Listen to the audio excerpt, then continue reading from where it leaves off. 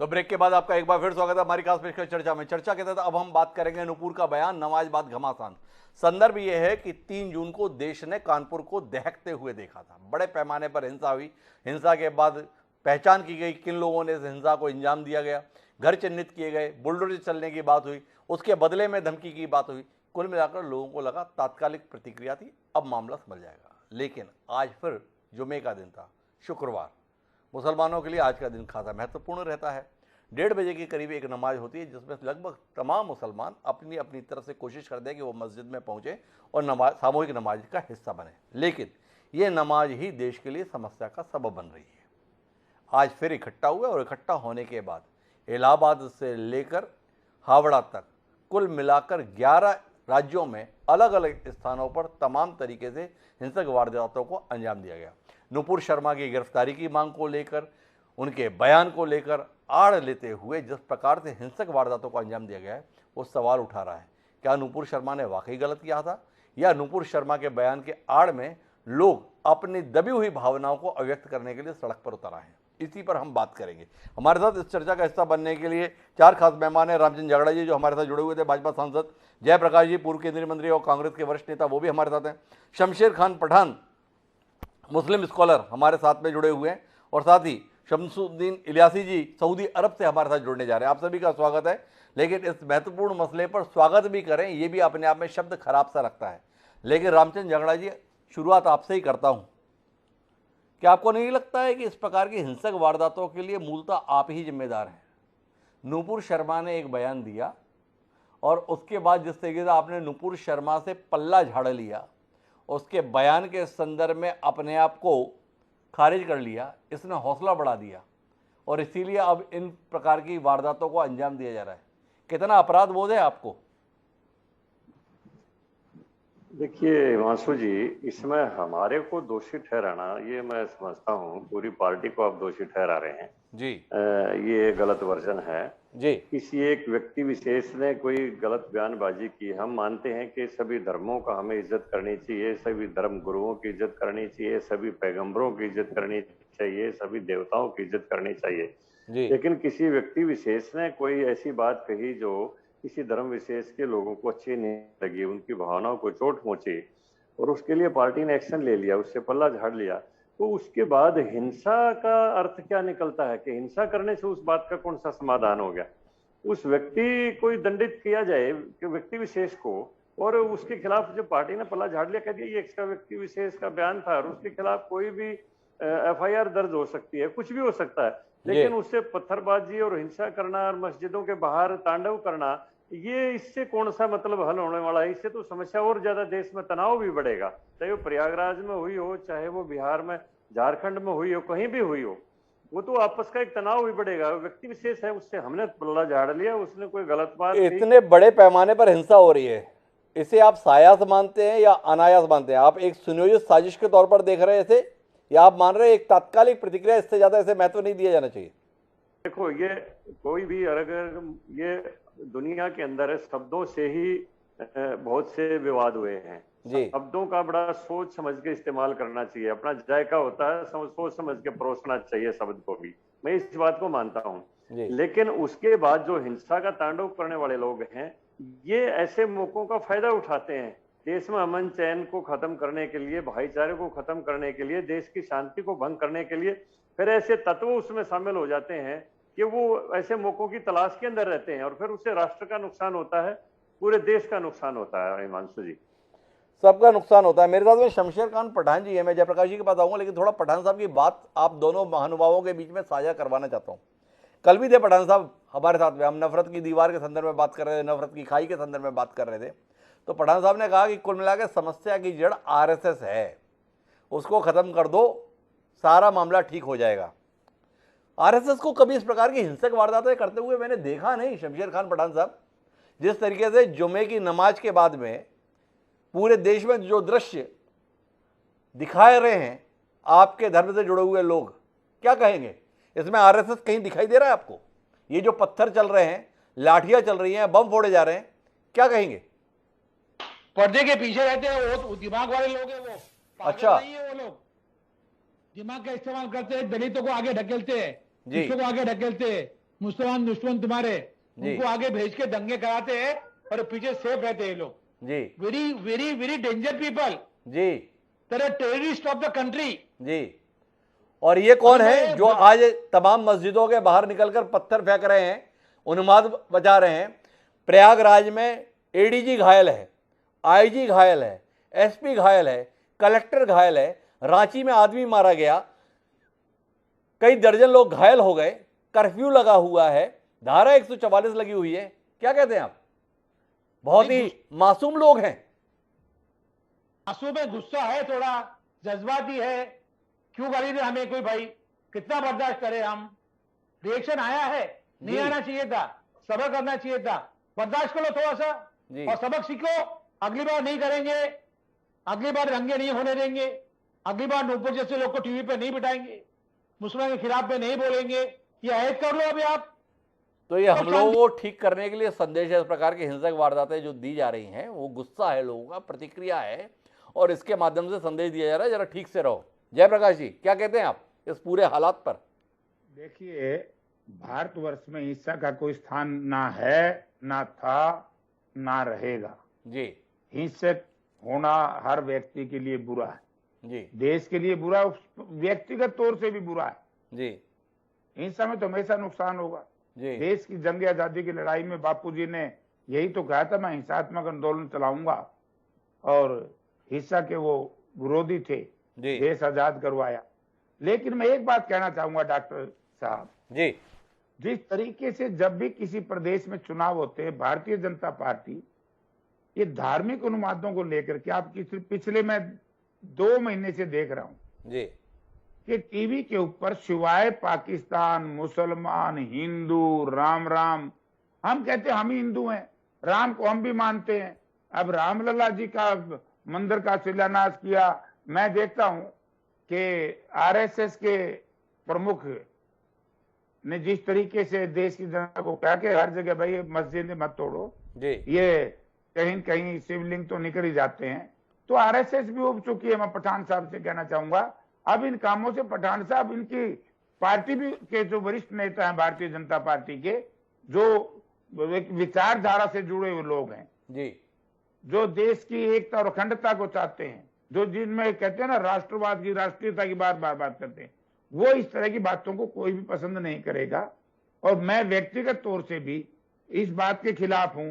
जैसे हमारे मित्र रामचंद्र जी जांगड़ा सांसद साहब ने कहा कि भाई हमने उसको पार्टी से निकाल दिया, सजा दे दी। रामचंद्र जी, ये प्लान स्कीम से आपकी पार्टी के लोग करते हैं, आप उनसे संबंध विच्छेद कर लेते हैं। आपको एक किस्सा सुनाता हूं।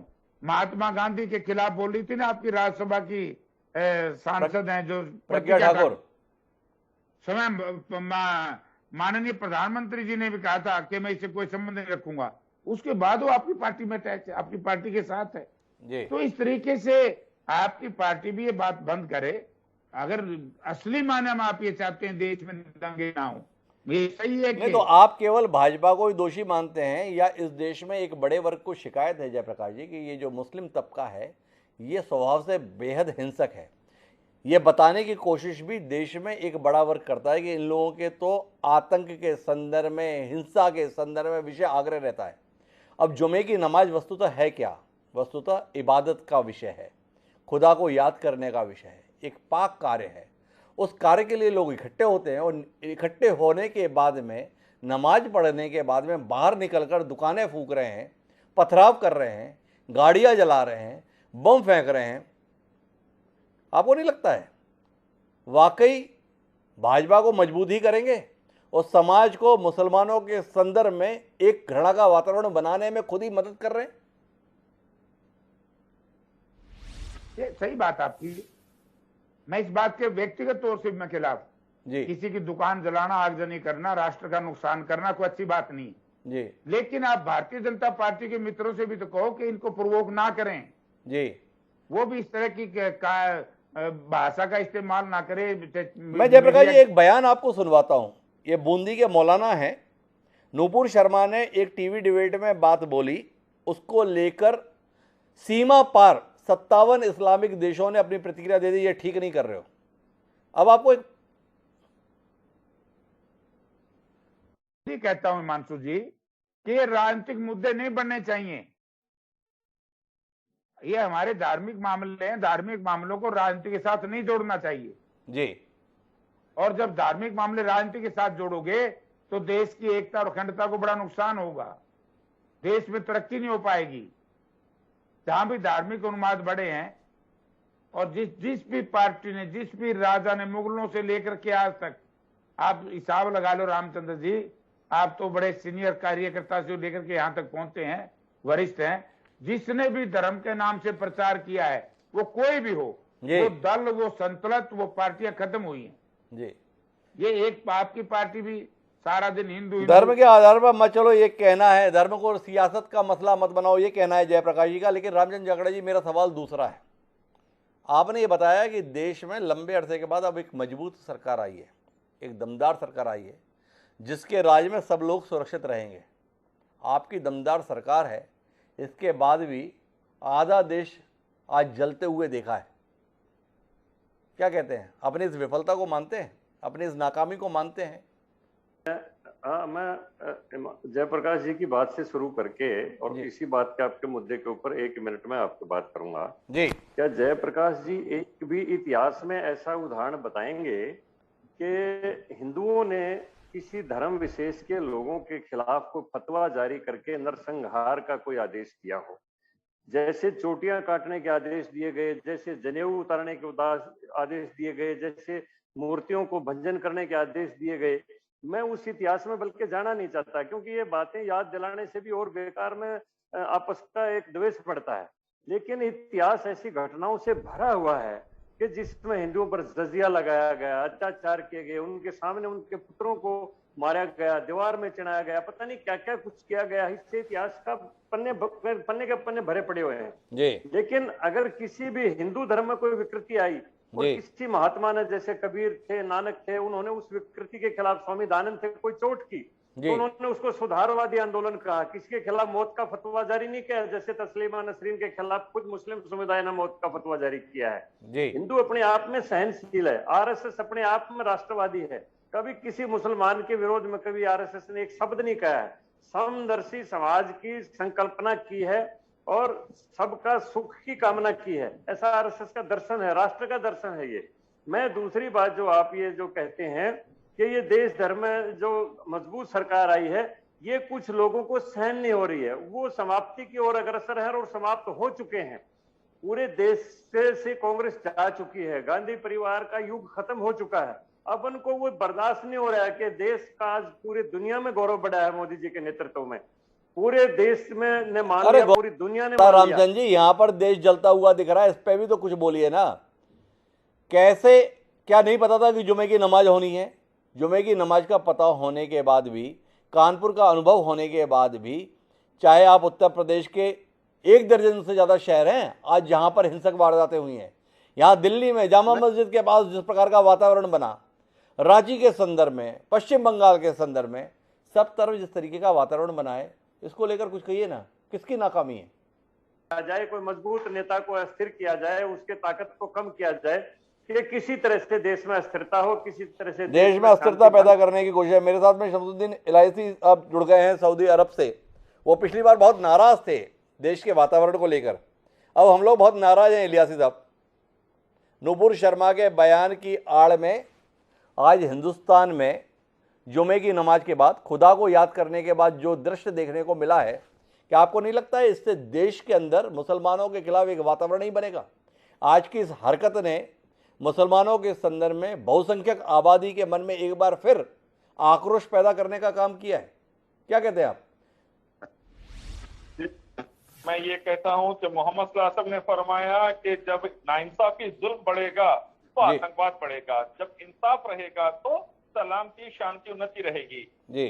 नुपुर शर्मा, यकीन नसीमानंद जैसे आतंकवादियों को, साथी प्रज्ञा जैसे आतंकवादियों को अगर सही सजा मिल जाती, असीमानंद जैसे आतंकवादियों को सही सजा मिल जाती, तो आज का जो भी वातावरण है वो नहीं होता। लेकिन पुलिस 1,000 मुसलमानों को बुक कर रही है और आतंकवादियों को आजाद छोड़ रही है। गुजरात के फसादात के बाबरू बजरंगी जो कि कट्टर आरएसएस का आतंकवादी है, 20,000 से ज्यादा मुसलमानों को गुजरात में मरवाने के बाद कहता है औरतों के पेट काट के बच्चों को निकालकर भाले पे हमने चढ़ाया है, टीवी पर कहता है, उसको भी कोर्ट आजाद छोड़ देती है। मुजफ्फरनगर के फसादी आतंकवादी आरएसएस बीएचपी बजरंग दल के आजाद फिर रहे हैं। जब मुल्ले काटे जाएंगे, राम राम चिल्लाएंगे, जिन्होंने नारा दिया उन पर एमएलए एमपी बनाया जा रहा है। जो योगी आदित्यनाथ कहता है मुसलमान औरतों को खबर में से निकाल कर उनका रेप करेंगे, उसको चीफ मिनिस्टर बना दिया जाता है। ये तमाम चीजों से साबित होता है कि मोदी हमेशा योगी सरकार बीजेपी आरएसएस की देश को तोड़ने, आपस में मारकाट करने, तबाही मचाने का बीड़ा उठा के रखे हैं। इसलिए तरक्की में 180 नंबर पर है, गरीबी में 175 पर है, बाहरी खर्चा 3 गुना बढ़ गया, 40 करोड़ हिंदुस्तानी बेरोजगार हो गए, महंगाई आसमान को छू रही है, कंपनियां बंद होते जा रही है, दुनिया भर में तू-तू हो रही है। United Nations, Organisation of Islamic Council, खाड़ी के देश पूरे तू-तू कर रहे हैं। क्या पता चला? मोदी आपस में हिंदू मुस्लिम की लड़ाई लगाकर ज्ञानवापी जैसे मुद्दों को उठा के वहां से लिंगम को प्रोड्यूस करके बर्बादी बर्बादी बर्बादी कर रहे हैं पूरे 130 करोड़ हिंदुस्तानियों की। और इसमें आरएसएस पूरा साथ दे रही है, क्योंकि गोवलकर सावरकर की आइडियोलॉजी की है। आपस में आरएसएस पूरा साथ दे रही है। इलियासी साहब मुझे थोड़ा बताएंगे कि कहां पर आपको आरएसएस के लोग इस तरीके से जमघट के रूप में इकट्ठा होकर मुसलमानों के ऊपर पत्थर फेंकते हुए दिख गए?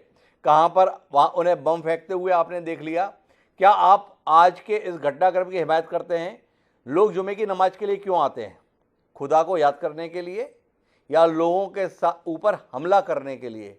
ये सवाल जहन में है। आप जैसा विद्वान आज हमारे कार्यक्रम में हैं, थोड़ा बताएंगे कि जुमे की नमाज के लिए लोग इकट्ठे क्यों होते हैं और वो नमाज में बैठकर संकल्प क्या लेते हैं? क्या यही संकल्प लेते हैं कि जब हम मस्जिद से बाहर निकलेंगे तो फिर देखते हैं कि जो भी रास्ते में आएगा उसे मिटा देंगे?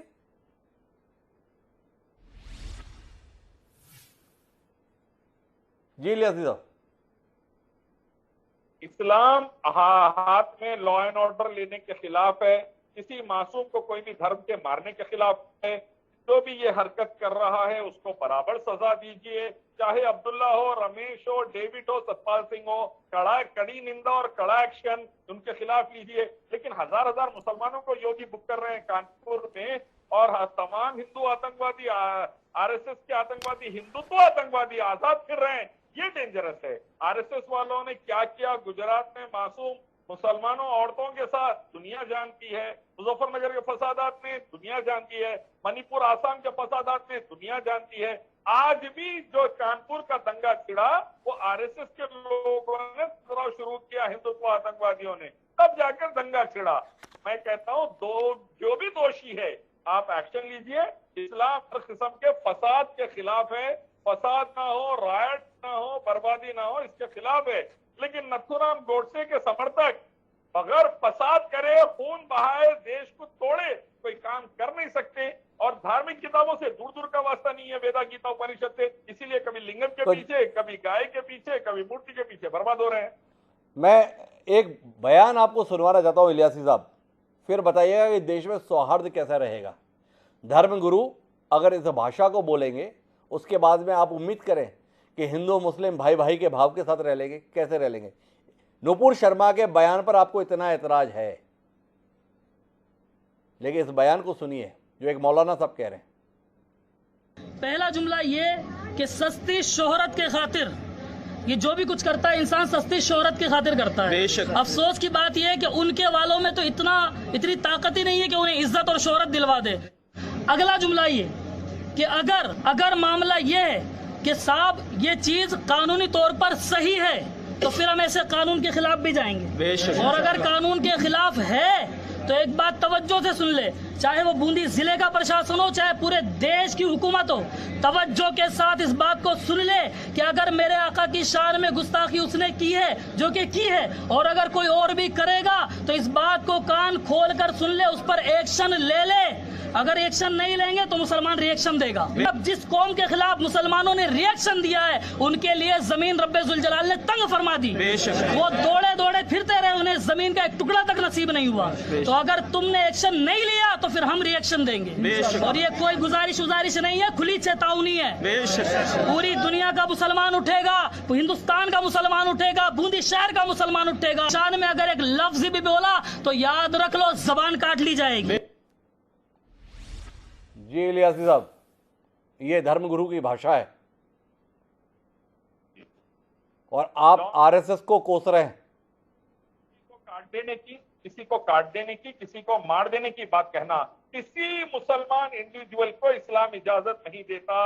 जैसा कि देश के साथ गद्दारी करने पर हुकूमत सजा देती है, वैसे ही वहां अल्लाह उसके रसूल की शान में गुस्ताखी करने पर हुकूमत ने सजा देना चाहिए। और मोदी अमित शाह से गुजारिश है कि प्राइम मिनिस्टर, होम मिनिस्टर होने के नाते ये कानून बनाए कि जो भी सच्चे खुदा और सच्चे पैगंबर की शान में गुस्ताखी हो गई उस पर सख्त सख्त कार्रवाई होगी। उसको मेंबर ऑफ पार्लियामेंट नहीं बनाएंगे। तो शमसुद्दीन जी की बात इस देश के तमाम मुसलमान सुने। उनका कहना है कि अगर इस प्रकार की भाषा आप इस्तेमाल कर रहे हैं तो इस्लाम इसकी इजाज़त नहीं देता।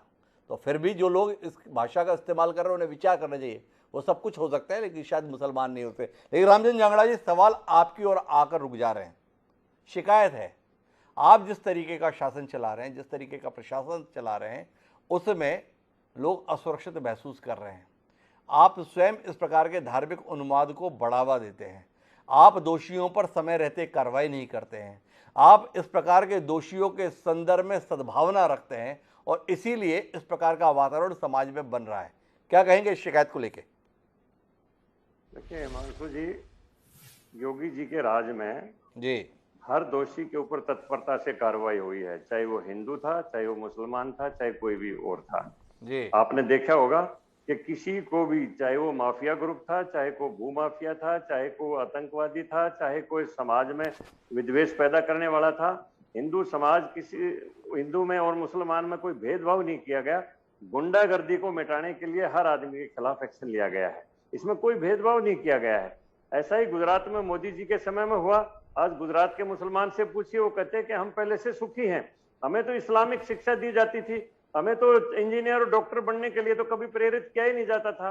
हम तो आज उसके देश के असली हिस्सेदार तो आज बने हैं, हम इंजीनियर बनने लगे, डॉक्टर बनने लगे, अब हमारी आर्थिक हालत अच्छी होगी। लेकिन जो लोग मुसलमानों को केवल एक वोट बैंक के रूप में प्रयोग करते थे, उनको गरीबी और गुर्बत की जिंदगी देके, सब्सिडी का जीवन देके उनको वोट बैंक बनाए हुए थे, अब उनको चिंता है और वो मुसलमान को भ्रमित करके देश में गुंडागर्दी करवा रहे हैं। वही लोग इस दंगे के पीछे हैं कि किसी आदमी ने, अनजान आदमी ने या असमझ आदमी ने कोई एक छोटी सी बात कह दी तो उसके खिलाफ मोदी जी के को ले लो, उसको लपेट लो और देश के अंदर शांति को भंग कर दो।